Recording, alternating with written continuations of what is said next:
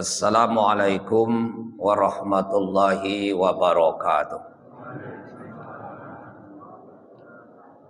Alhamdulillahi rabbil alamin walladzi kataba alaina siyam wasilata litaqwa. Asyhadu an la ilaha illallah wa asyhadu anna Muhammadan abduhu wa rasuluh. Allahumma shalli ala Muhammad wa ala ali Muhammad. Amma ba'du faqala Allah Ta'ala fi kitabihil karim. A'udzu billahi minasy syaithanir rajim. Bismillahirrahmanirrahim. Yas'alunaka 'anil khamri wal maisir. Qul fi ismun kabir. Wa manafi'u linnas wa ismuhuma akbaru min naf'ihima. Shadaqallahul azim. Hadirin jemaah subuh yang insyaallah dimuliakan oleh Allah Subhanahu wa taala.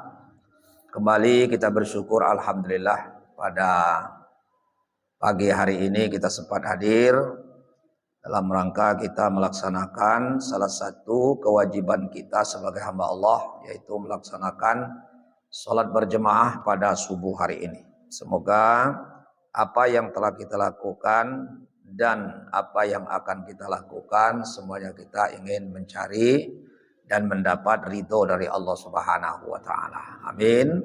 Amin ya rabbal alamin. Salawat teriring salam semoga senantiasa tercurahkan pada junjungan kita Nabi besar Muhammadin sallallahu alaihi wasallam. Allahumma shalli ala sayyidina Muhammad wa ala ali sayyidina Muhammad. Bapak Ibu yang saya hormati, dalam sebuah hadis Rasulullah sallallahu alaihi wasallam, hadis ini diriwayatkan oleh Ahmad dan Hakim. Apa kata Rasulullah? Salah satu lad yakunul jannah. Dia kata Rasul, salah satu la yadkhulul jannah. Mudminu khamr wa qati'ur rahim wa musaddiqun bisihri. Kalau kita simak dari hadis ini bahwa ada ancaman dari Rasulullah sallallahu alaihi wasallam bagi yang melakukan 3 hal dalam kehidupannya. Yang pertama kata Rasulullah, Allah akan menyiksa. Kira gitu. Salah satu ladunal jannah. Ada 3 kelompok manusia yang tidak akan masuk ke dalam surga. Siapa kelompok itu? Yang pertama, mudminu khamr, adalah para peminum khamar. Yang sering kita sebut dengan minum-minum keras. Ini pemabuk. Jadi khamar ini apapun jenisnya yang sifatnya memabukkan itu adalah termasuk jenis daripada khamar. Ini bisa kita lihat di dalam menurut Profesor Dr. Qori Shihab dalam tafsir beliau yang terkenal yaitu Al-Misbah. Apa kata beliau? Mengatakan bahwa khamar semua jenis minuman yang sifatnya memabukkan. Itu jenisnya anak khamar. Atau semua jenis makanan yang bersifat memabukkan. Nah, maka sekarang itu Bapak Ibu berkembang. Seperti kita sebut dengan narkoba.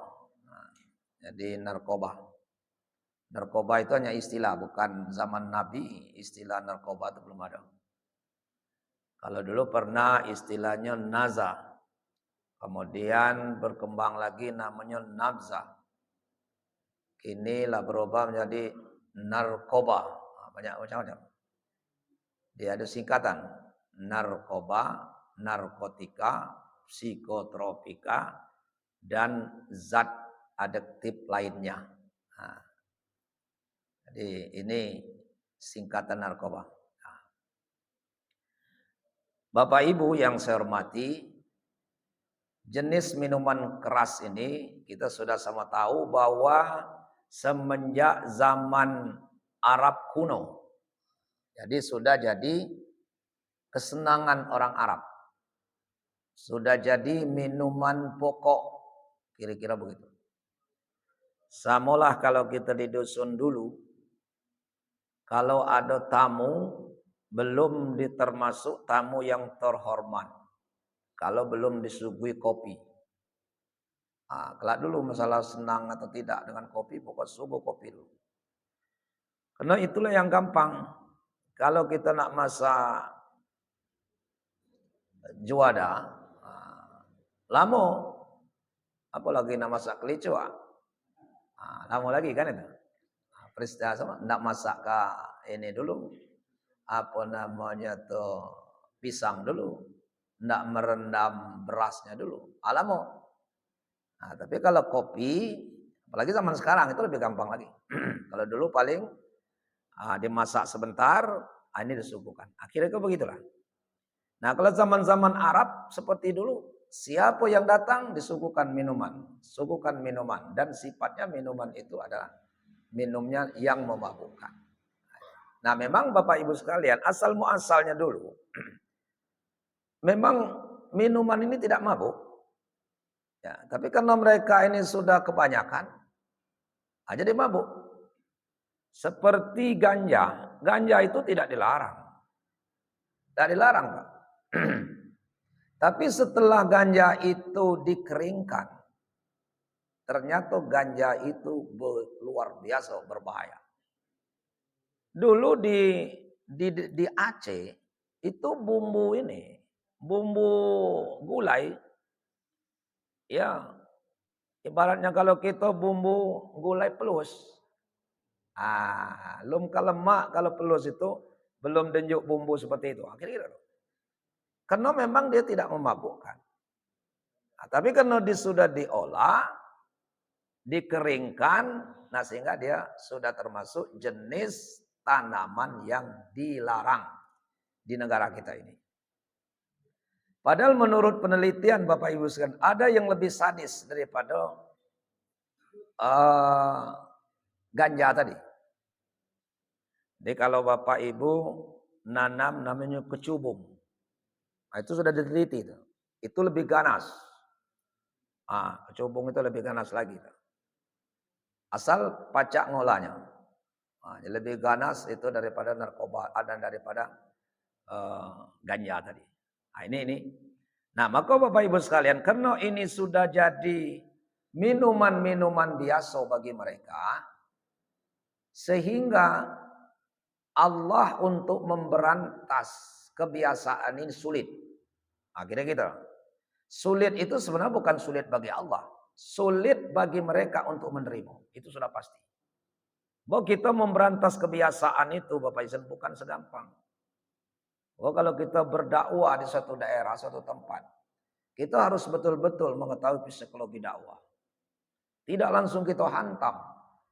Langsung kita datang di suatu daerah, ya di daerah itu belum pernah ngerjakan sholat, mungkin juga belum puasa, tapi dia semuanya Muslim, dia KTP-nya. Masuk kita ke dusun itu, apa kata kita? Bapak-bapak, ibu-ibu, bagi yang tidak sholat jelas kafir.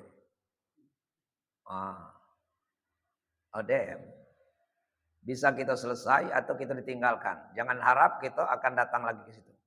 Tidak akan diterima lagi. Tapi coba kalau kita bapak-bapak ibu sekalian, yang penting iman kita mantap. Masalah sholat kan baca kita guyur-guyur. Sistem kredit.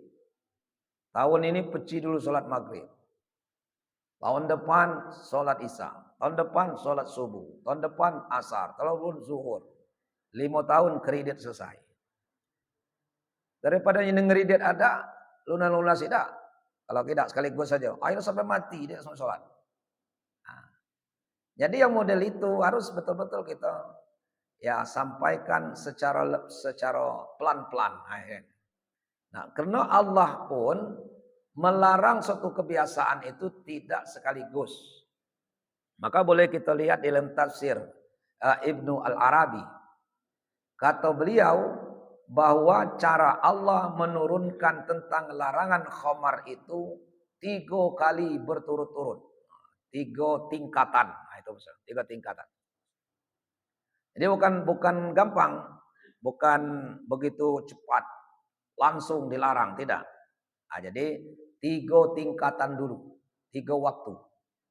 Yang pertama Bapak Ibu sekalian, waktu Rasulullah sudah pindah hijrah ke kota Madinah.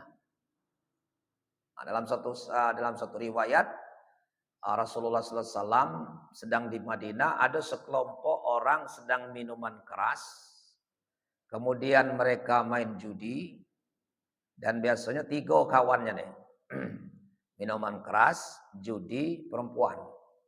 Nah, ini 3 gading ini jarang pisah nih. Nah, jadi itulah mainan orang Arab pada waktu itu. Ya, jadi ada main judi, di depan minuman keras, di samping ada perempuan. Nah, maka Rasulullah lewat, mereka bertanya, "Wahai Muhammad, apa kira-kira ganjaran perbuatan kami ini?" Anak juga ganjaran boleh. Nah, pahalo kerja kami ini minuman keras, ini judi, di samping kami perempuan. Nah, kira-kira apa? Nah, karena Rasul ini tidak pernah sekolah. Ya, Rasulullah tidak pernah kuliah. Tapi walaupun dia tidak pernah kuliah, dosennya itu langsung Allah. Ada kan? Langsung Allah dosennya, gerut. Nah, karena beliau kebingungan tidak bisa menjawab, maka turunkan Allah melalui malaikat Jibril surat Al-Baqarah 219. Yas'alunaka 'anil khamri wal maisir. Qul fihima ismun kabir. Wa manafi'ul linnas wa ismuhuma akbaru min nafihima. Kira-kira kalau bahasa kita Muhammad, tahu tak kau orang mereka itu nguji kau, bertanya kepada engkau tentang hukum judi dan minuman keras. Maka jelaskan Muhammad, kedua-duanya itu ismun kabir, dosa besar. Nah, jadi baik judi maupun minuman keras, kedua-duanya itu adalah dosa besar. Tapi Allah belum nyuruh dijauhi. Masih diberikan oleh Allah wa manafi'ul linnas. Memang ada manfaatnya bagi manusia. Dia berdosa tapi manfaatnya ada. Nah, kata orang Arab, bagus juga ini. Jadi dosa tapi manfaatnya. Tapi kata Allah, manfaatnya itu hanya kecil dibandingkan dengan mudarat. Nah, kalau dalam segi hukum, kalau mudaratnya lebih besar daripada manfaat, maka hukumnya itu haram. Nah, jelas, bahayanya lebih besar daripada manfaat. Walaupun ada manfaatnya, maka dia jadi haram. Tapi di sini Allah belum mengatakan haram. Dia mengatakan wa manafi'ul linnas. Ada manfaatnya bagi manusia, wa ismuhuma akbaru min nafihima. Nah, tapi mudaratnya lebih besar daripada manfaat. Nah, maka ada para ahli, kalau kalian mau mengetahui manfaat minuman keras, itu kita bisa pergi ke laut. Nah, jadi ada hubungannya. Sampai ke laut atau di tepi laut itu kita cerupkan jari kita ini. Mungkin telunjuk ya, ataupun jari kita 5 ini. Nanti kita celupkan, setelah kita celupkan kita angkat telunjuk kita ini. Nah, setelah kita angkat, berapa tetes yang turun, yang menetes dari jari kita. Andai kata sampai 3 tetes, 4 atau 5 tetes, berarti itulah manfaat daripada narkoba atau minum-minuman keras tadi. Tapi mudaratnya kita lihat. laut yang seluas di depan kita, yang tidak kita bisa ukur dengan mata. Nah, maka artinya lebih besar bahayanya daripada manfaat. Nah, ini turun ayat pertama. Nah, kemudian Bapak Ibu turun ayat yang kedua. Nah, ayat kedua ini bisa kita lihat dari surat An-Nisa ayat 43. Sebab turun ayat ini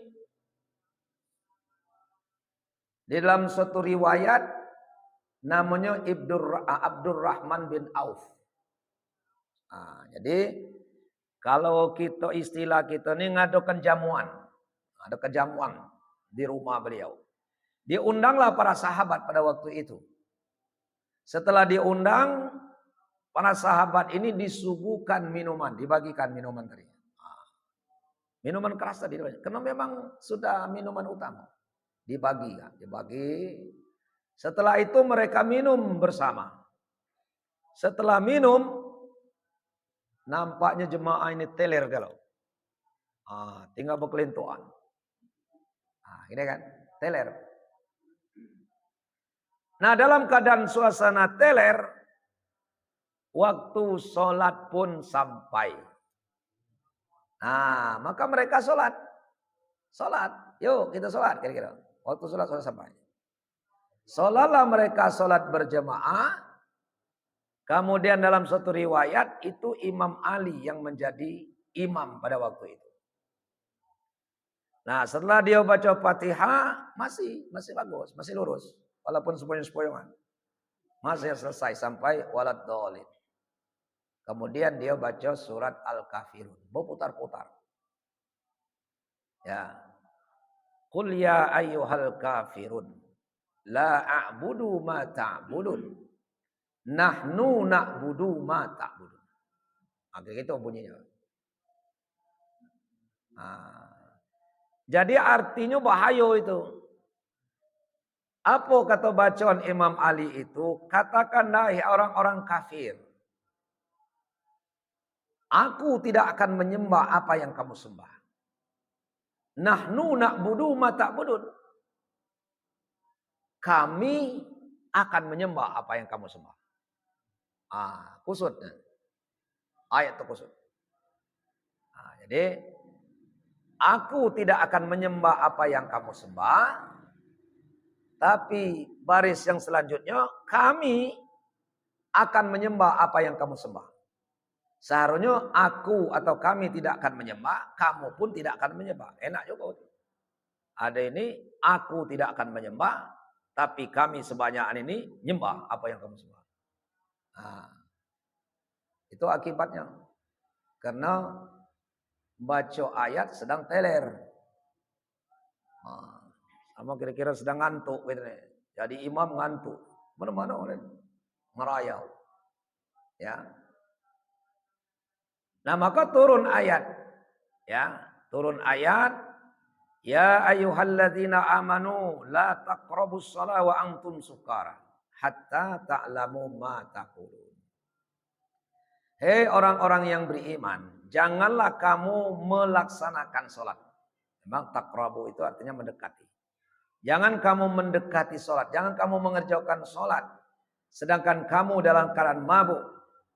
Hatta ta'lamu ma taqulun. Sampai kamu memahami apa yang kamu baca. Maksudnya sampai kamu tidak mabuk lagi.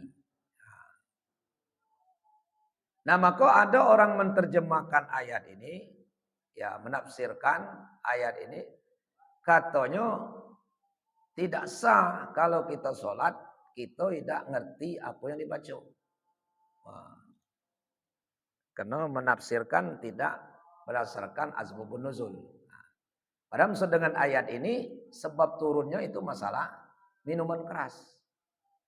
Jadi jangan kamu melaksanakan sholat sedang kamu keadaan mabuk.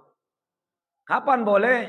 Sampai kamu tidak mabuk lagi. Hatta ta'lamu ma taqulun. Sampai kamu tidak mabuk lagi. Apa kata orang Arab? Masih aman gitu. Masih boleh minuman keras, tapi yang penting jangan mabuk. Masih minuman. Jadi dilarang, masih. Nah, tapi apa kata mereka? Masih boleh kita minuman keras, yang penting jangan mabuk. Oh, ini.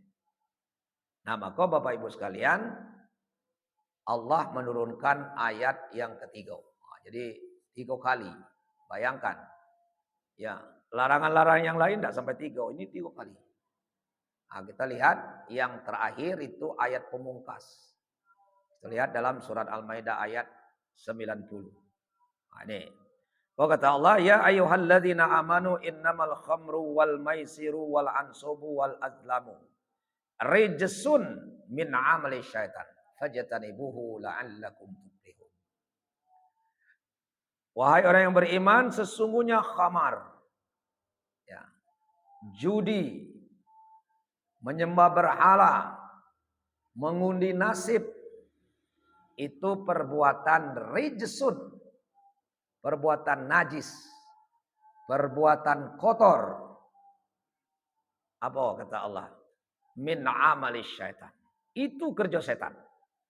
Oleh karena itu, fajtanibuhu la'allakum tuflihun. Mulai hari ini, kira-kira kalau bahasa kita, mulai saat ini, tinggalkan, singkirkan oleh kalian semua.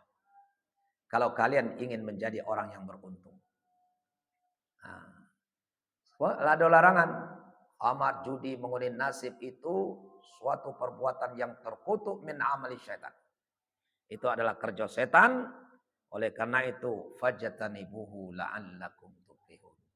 Hindari, singkirkan oleh kalian perbuatan itu kalau kalian ingin menjadi orang yang beruntung.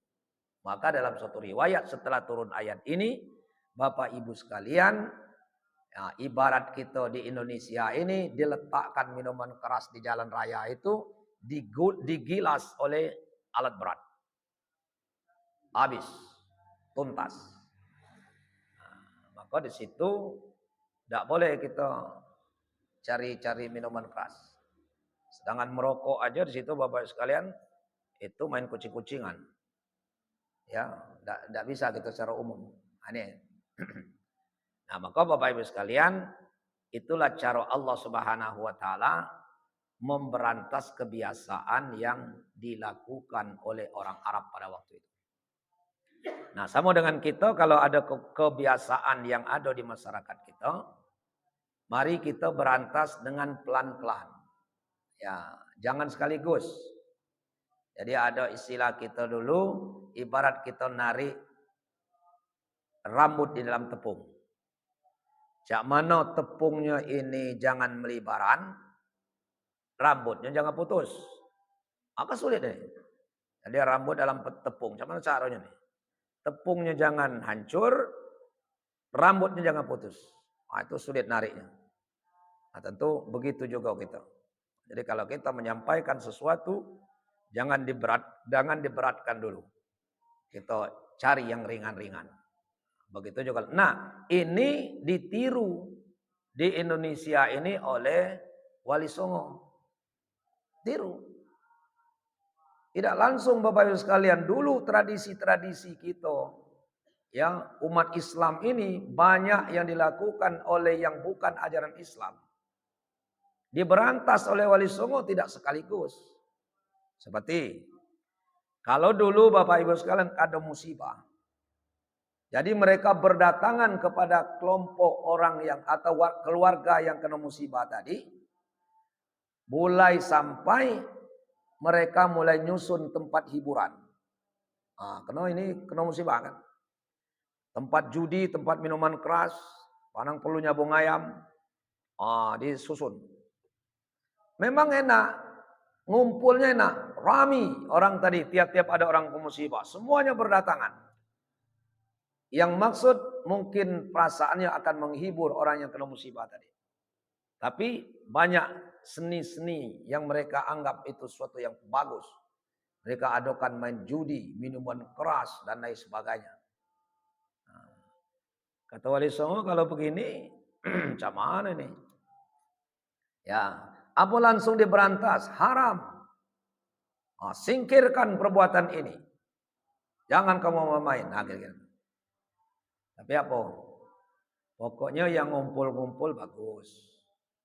Jadi kalau ada orang yang meninggal, silakan kita berdatangan, silakan kita ngumpul. Tapi kita ganti. Ganti yang mana? Yang minuman keras, yang main judi tadi. Kita gantilah sama-sama baca Al-Quran. Kemudian mungkin kita baca Yasin. Mungkin juga kita tahlilan. Nah, kan itu. Jadi kalau Bapak Ibu sekalian cari dalil tahlilan orang mati sampai di kiamat tidak dapat. Tidak dapat. Karena memang tidak pernah zaman Rasulullah. Sama dengan kita. Carilah dalilnya bahwa tiap orang mati ngadakan ceramah takziah. Tidak dapat. Itu hanya tradisi. Nah, jadi silakan dilakukan asal menurut kita itu tidak bertentangan dengan syariat dan akidah. Boleh. Nah, seandainya ada yang meninggal, yuk sama-sama kita baca Al-Quran. Yuk kita sama-sama baca Yasin. Yuk kita sama-sama tahlil. Silakan. Nah, yang model-model itu tidak perlu lagi kita masalahkan. Ya, tidak usah lagi kita ributkan. Ini masih ada kita ribut, saling bid'ah membid'ahkan. Ya, Maulid Nabi itu bid'ah. Isra Mi'raj bid'ah. Apalagi tahlilan orang mati bid'ah. Ya. Karena alasan itu semuanya tidak pernah diajarkan oleh Rasulullah. Nah, maka itulah kita umat Islam ini susah bersatu. Karena kita saling hantam satu dengan yang lain. Maka kalau ditanya kenapa umat Islam ini tidak maju, salah satu at-tafriqah, perpecahan. Pertama, umat Islam ini jauh dari tuntunan Al-Quran dan hadis. Jadi bukan tidak baca Al-Quran, baca Al-Quran dibaca, Al-Quran ditafsirkan, Al-Quran diterjemahkan. Tapi pelaksanaan dalam kehidupan jauh dari apa yang ditafsirkannya tadi. Jauh apa yang dibacanya tadi. Dia tahu.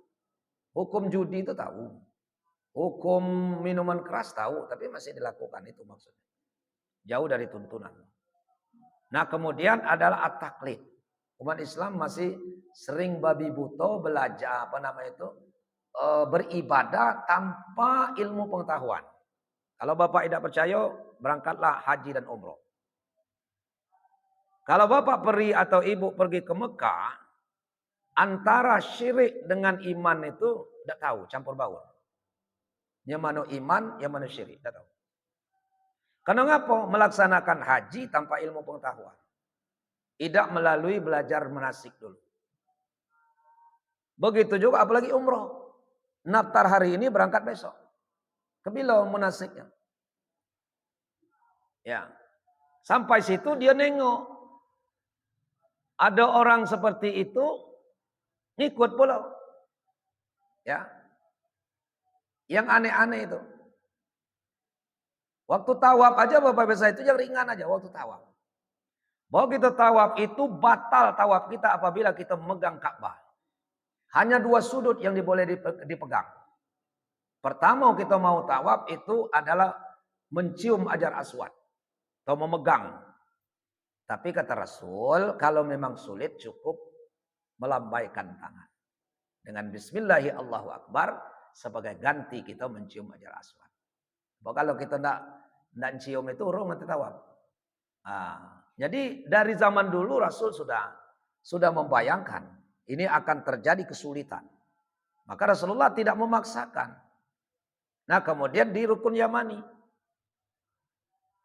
Banyak Bapak Ibu sekalian. Kemudian sampai ke Ka'bah dilap-lap. Pakai anduk masuk ke. Ngelap pakai ini masuk ke dalam tas. Entah untuk apa.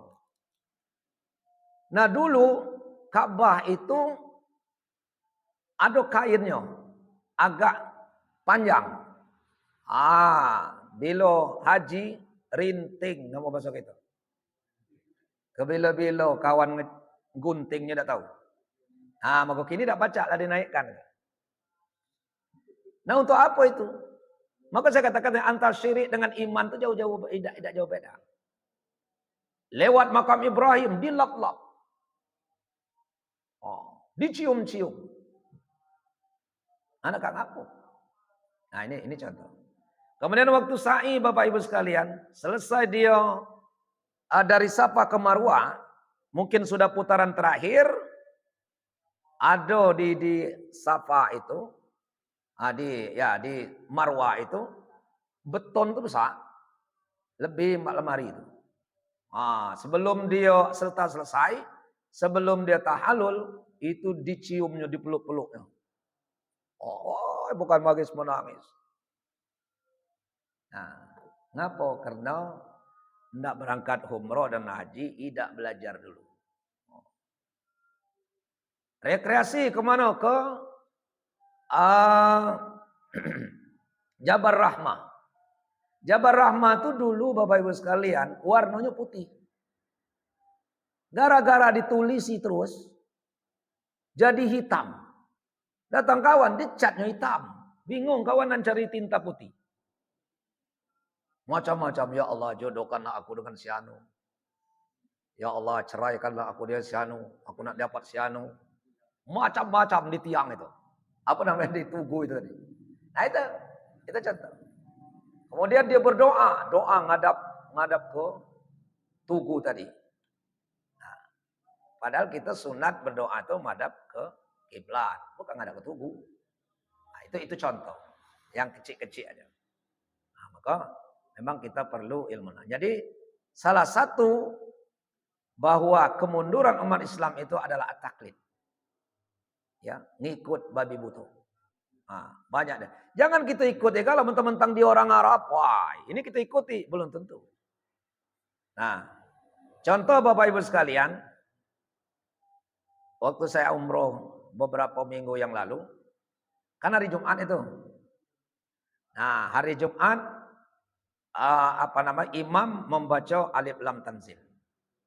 Nah, berarti ini ada sujud tilawah. Pas waktu saya sujud, di depan di samping-samping dari sudut. Saya ditariknya, Pak. Mbak ini saya tariknya. Ngapa lanang ini sujud? Mungkin kira-kira kan. Gilo ketika lanang ini. Tariknya. Saya tetap bertekan. Akhirnya waktu saya sujud tuh. Ngapa boleh sujud pula dia? Berdiskusilah dengan bahasa mereka. Ngapa ketika subuh saat ini 3 rakaat. Kalau bahasa kita lah kepidal imam ini. 3 rakaat ketika subuh kita tadi. Kira-kira gitu. Orang Arab galau, bukan orang Indonesia. Nah itu kita tiru. Mentang-mentang dia orang Arab. Perasaan kita benar galau. Belum tentu. Nah, bayangkan itu Bapak. Padahal kita lah biasa. Di Indonesia lah biasa. Biasa subuh-subuh Jumat kita membaca ya ayat itu. Nah ini kan. Ini dia ditariknya Pak. Berapa kali saya tariknya. Tapi saya tetap sujud. Itu yang kecil-kecil aja. Maksudnya jangan kita tiru galau. Nengok orangnya di situ mentang-mentang dia orang Arab kita lakukan pula. Maka saran saya kalau bagi Bapak Ibu mau haji atau umroh belajar dululah. Ya minimal senai umroh bulan depan. Belajarlah barang tak 3, 4 kali, 5 kali lah. Karena umroh itu lebih ringan daripada haji. Kajiannya lagi dikit. Kan itu kan. Tapi kalau haji itu udah cukup belajar 2 hari 3 kali. Ada cukup panjang. Nah maka kita Pak Imam kita ini sudah lama dia ada KBIH istilahnya dulu. Di masjid kita ini selalu mereka calon-calon haji itu ya belajar. Bagus itu. Jangan cukup sekali 2 kali. Bertahun-tahun belajar. Kita untuk membimbing mereka. Secara pribadi silakan. Saya banyak itu yang datang secara pribadi. Ini ada dia nak berangkat tahun ini, dua laki bini. Sekarang datang aja. Nah untuk puasa ini siap-siap datang Sabtu selesai zuhur bersama. Dulu subuh dilakukan. Ya jangan sampai nanti waktu ke sana kita tergantung dengan pembimbing. Ya pembimbing itu tidak banyak. Tidak mau kita tergantung dengan pembimbing tidak selesai. Karena pembimbing haji itu 1 kloter 400 yang membimbing ibadahnya 1. Apa yo? Tapi kita memang ada ketua rombongan. Yo kalau ketua rombongan itu pacar. Kalau ketua rombongan sekelas dengan kita. Kamu haji belum? Sama baik kita tuh katanya. Di bawah tuh ada ketua regu. Ketua regu dengan dengan jemaah lebih lincah jemaah dari ketua regu. Tambah butuh baik. Apa tugas pembimbing satu ini? Dia hanya memberikan bimbingan secara umum. Yuk, Bapak-bapak sekalian, kita di Madinah. Pelajaran kita masalah umroh, itulah yang kita bahas. Ya, tiap hari harus pertemuan lagi, ulang-ulang lagi manasik yang pernah Bapak Ibu lakukan di Indonesia. Akhirnya begitu. Nah, setelah sampai ke Mekah, tidak usah lagi berbicara masalah umroh, masalah haji. Cak mano wukuf, cak mano kita mabit di Muzdalifah, di Arafah. Kemudian waktu kita melontar jumrah, Aqabah, Ula, Husna dan sebagainya. Begitu napar awal, napar sani, harus jelaskan kepada mereka. Sehingga mereka nanti tahu. Ben alur-alur itu mereka tidak begitu butuh. Dia tidak tergantung dengan kita sebagai pembimbing. Nah, seharusnya begitu. Nah, ini at-tafriqah. Kemudian at-taqlid. Yang ketiga, kata beliau, umat Islam ini at-tafriqah, perpecahan. Nah, ini senang nian. Bapak Ibu boleh kita buka di YouTube tuh. Saling hantam, sama-sama ustaz. Sama-sama ustaz. Beda dikit pendapat saling hantam. Itu hebatnya. Nah, kenapa yang model-model itu masih kita pertentangkan. Silakan. Yang penting orang sudah beribadah, asal caranya itu tidak bertentangan dengan syariat, silakan. Apalagi hal-hal yang sudah jadi kebiasaan di masyarakat kita atau tradisi, silakan jalan. Nah, tapi lihat tadi kuncinya itu ada tidak bertentangan atau tidak. Tapi kalau bertentangan, maaf. Seperti tadi tradisi kita, kalau orang meninggal kita kumpul-kumpul main judi. Nah, itu perlu diamankan, perlu kita bahas. Nah, ini Bapak Ibu sekalian masalah minuman keras. Nah, yang sekarang saya katakan masalah narkoba. Nah, kita Bapak Ibu sekalian, sekarang ini untuk anak-anak kita, bahkan bukan untuk anak, untuk kita yang dewasa. Maaf Bapak Ibu sekalian, yang terlibat di narkoba ini bukan orang sembarang. Ya, orang terhormat. Bukan kalau orang-orang sembarang tidak berpengalaman tidak ada masalah. Nah, ini orang-orang terhormat yang ngelola ini narkoba ini orang terhormat. Jadi bisnis luar biasa.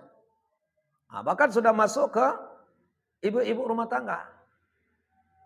Nah, caranya Bapak Ibu sekalian, jangan sampai kita mencoba-coba. Ini. Karena cara mereka untuk meracuni itu gampang. Itu sudah banyak terjadi ibu-ibu. Ada yang ibu-ibu, maaf, ibu-ibu kalau datang bulan ini sering sakit.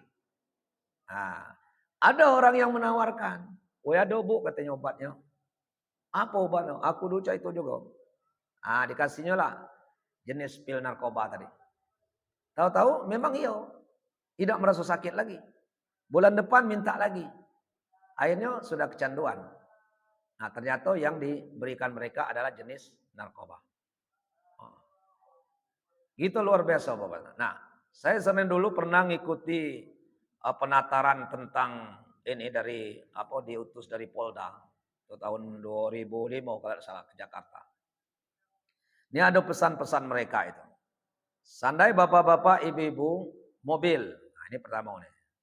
Mobil parkir kalau ndak dibuka, cukup dibuka sedikit aja. Jangan sampai bisa nyelip jenis apapun di dalam kacau tadi. Bisa saja Bapak Ibu sekalian tidak melakukan itu, tapi ada orang yang ingin menjebak kita. Saya diselipkannya, dicatat BD mobil kita, langsung ditelepon polisi. Pak polisi tolong amankan mobil BD itu agak meragukan. Kira-kira gitu kan. Tidak kecayaan narkoba agak meragukan. Udah mulai polisi-polisi mulai ini nyebar telepon situ bahwa ada mobil ini tolong tangkap apa benar kata bapak membawa barang terlarang tidak dong demi Allah tidak ada pak coba buka dulu tahu-tahu ada. Nah, kapan kawan masuknya? Dan termasuk kita Bapak Ibu sekalian anak-anak muda ini sering kita meletakkan tas itu di belakang. Nah, di belakang tahu-tahu bisa tas ini dibuka. Buka, pas masukkan situ. Udah. Nanti kita kena razia, ada razia kita yang kena. Jadi ini berhati-hati. Jangan sampai kita yang tidak apa-apa, tidak ngerjokan, lalu kita terjerat dari hukum. Ya, memang kita katakan kita, aku tidak Pak. Tapi apa buktinya sudah ada. Nah, ini harus kita betul-betul. Jadi waspada. Tapi bagi orang atau keluarga kita ada yang terkena, itu jangan perlu putus asa. Segera bertobat, segera berobat. Berobat, bertobat. Berobat dan bertobat. Ini jangan sampai. Ini masalah pesan-pesan mereka pada waktu itu terhadap narkoba ini. Jadi cara Bapak Ibu sekalian, mereka ini luar biasa. Kalau dulu ada yang melalui sepatu. Sepatu itu dijahit tapi di bawah meletaknya. Kami itu tidak perlu banyak. Ya. Setengah kilo aja lah teman itu. Masukkan. Tapi ketahuan. Ketahuan. Ada pula dimasukkan ke dalam celana dalam. Juga ketahuan. Maka kita jangan aneh. Kalau kita naik pesawat itu ketat sekali. Sampai ke ikat pinggang wajib dilepasi. Lepas. Segalanya berjentuh dilepas dulu. Kalau ada pas di X-ray itu dibongkar. Ada peniti sebuah jadi masalah. Sebenarnya itu gunanya itu untuk waspada. Jangan sampai nanti ya ada yang membawa ini. Nah, kemudian ada yang terjadi Bapak Ibu sekalian, dimasukkan dalam kacang tanah itu. Mereka masukkan situ. Jadi kacang itu dibuat lagi. Dilem lagi, tidak tahu kita. Pokok persis kacangnya. Satu pun orang tidak tahu. Nanti dicampur kacang dengan yang asli. Campur digodok-godok, masuk. Ternyata di situ lebih setengah narkoba di dalamnya. Kemudian ada melalui bayi. Itu yang sudah tahu. Bayi itu Bapak Ibu sekalian dimatikan dulu. Diambil isi perutnya. Set isi perutnya. Dalam perut ini tadi yang isi perutnya dibuang. Kemudian di sini dimasukkan narkoba. Saat masuk. Dijahit. Kemudian bayi tadi dikasih baju, kasih celana. Digendong. Ya, melalui pesawat aman. Jadi gendong bayi. Tahu-tahu bayi ini sudah mati. Itu ketahuan galau. Cara yang licik seperti itu. Maka luar biasa. Di Bengkulu ini jangan kita ngatakan tidak ada. Luar biasa Bapak sekalian. Nah, ini masalah minuman keras tadi. Kemudian yang kedua dari hadis tadi, waqati'ur rahim. Adalah orang memutuskan hubungan silaturahim. Nah, jadi mudah-mudahan kita segala tetap menjalin hubungan baik dengan siapapun di masyarakat kita di mana kita tinggal. Nah, insya Allah kita akan menjadi orang yang selamat. Ya, baik ya dengan saudara-saudara kita, jangan memutuskan hubungan antara sama kita. Nah, kemudian adalah membenarkan sihir. Membenarkan sihir. Jadi atau memang dia tukang-tukang sihir. Ini sihir ini ada pekerjaan yang dilakukan oleh manusia tapi dicampuri oleh perbuatan-perbuatan setan. Banyak orang mengatakan itu Islami tapi di dalamnya setan. Jadi kita harus hati-hati juga. Seperti orang ngobati. Dia baca-bacaan ini tapi yang penting ada situ setan yang masukkan. Cuman supaya orang lebih yakin itu dibuat suatu alat. Dulu Bapak Ibu sekalian sampai laku dia. Laku dengan pejabat-pejabat besar. Ya. Enggak usah kita kecekkan orang. Cara dia nak ngobati kita Bapak Ibu sekalian. Sana Bapak sakit, ambil jeruk, limau. Limau ini pakai pisau. Diambilnya limau. Nanti pasti ada bunyi di limau tadi, jeruk tadi. Oh, kamu ini kena pasangan. Katanya Pak. Masa tiap jam sakit kena pasangan kalau.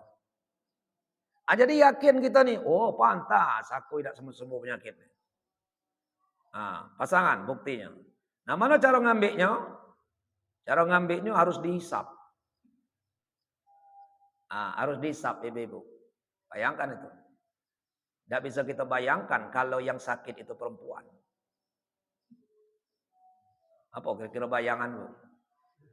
Pas dihisapnya tadi, sini sana kan. Jarum galau bu. Keluar jadi mulut kita tadi. Ngisap ke sini. Jarum galau. Paku. Jadi mana itu tadi? Dia bagus. Sebelum dia ngobati kita, sholat dulu. Sholat 2 rakaat dulu. Entah sholatnya apa, tidak tahu kita. Bukan sholat 2 rakaat dulu. Dia. Kita sholat dulu, beruduk dulu. Baik yang diobati maupun dia yang mengobati, silakan beruduk. Kemudian sholat 2 rakaat. Ya, sholat hajat kira-kira. Sholat hajat. Dah, mulai berobat. Nah itu. Laku. Dapat duit banyak. Bukan lagi di Bengkulu ini, Jakarta situ dia dapat duit. Ya. Cara dia apa? Jadi di kulitnya itu Islam, kulitnya apa? Di dalamnya setan. Nah, kebilo dia masukkan jarum dengan ini dari mulutnya, tapi kita tidak tahu.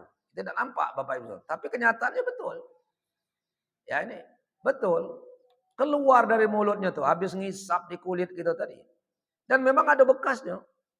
Merah Bapak Ibu sekalian di kulit ini. Bekas jarum keluar tadi. Baru diletakkan itu abu di piring, dikeluarkan dari mulutnya. Sampai bebaku-baku, bukan lagi.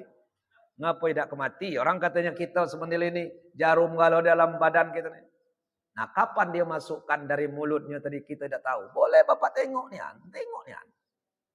Ya, kalau dia tadi masukkan yang tadi ini, mungkin di dalam tadi dia masuk tidak. Nah, waktu dihisapnya keluar, Nah, jadi kita juga harus berhati-hati. Walaupun dia mengatakan ini secara Islami, ya kita nengok dia sudah baca Bismillah, baca Fatihah dan ayat-ayat. Nah, ini kita harus juga berhati-hati. Ini jenis-jenis sihir. Nah, ini kata Rasulullah SAW tidak akan masuk ke dalam surga. Jadi ini ancaman Allah, bukan ancaman kita. Kalau kita ya bukan surga itu milik mbak kita. Bukan neraka kaplingan nenek gitu. Nah, kita tidak berhak mengatakan orang masuk surga masuk neraka. Jadi kita sampaikan, kita rangkul saudara-saudara kita, jangan dipukul. Kita ajak tapi jangan diejek. Ini kita kadang-kadang malas ngajak tapi ngejek. Ya, tidak merangkul tapi sering memukul. Di dalam kehidupan ini, yang penting kita mengajak saudara-saudara kita, orang mau mengikuti itu tergantung dengan hidayah Allah. Kalau belum dapat hidayah Allah, walaupun kita lecuti, belum juga. Tapi walaupun kita sampaikan sedikit, tapi hidayah Allah sampai, maka itu insya Allah mereka akan berubah dari perbuatan yang tidak baik menuju perbuatan yang sangat baik. Bapak Ibu yang saya hormati, saya kira itulah kaji kita pada pagi hari ini. Mudah-mudahan ada manfaatnya. Syuruk itu jam 6:13. Ya, berdasarkan fatwa dari ulama, dari waktu syuruk itu lewatkan berkisar 10 menit sampai 15 menit. Supaya kita melaksanakan sholat Isra. Ya, sholat 2 rakaat. Barang siapa yang melaksanakan sholat subuh berjemaah, kemudian dia melaksanakan sholat 2 rakaat, maka orang tersebut mendapat nilai pahala umroh dan haji yang sempurna. Jadi mudah-mudahan kita mendapat nilai ya umroh. Atas segala perhatian Bapak Ibu, saya ucapkan ribuan terima kasih. Lebih kurang saya mohon maaf. Billahi taufiq wal hidayah. Assalamualaikum warahmatullahi wabarakatuh.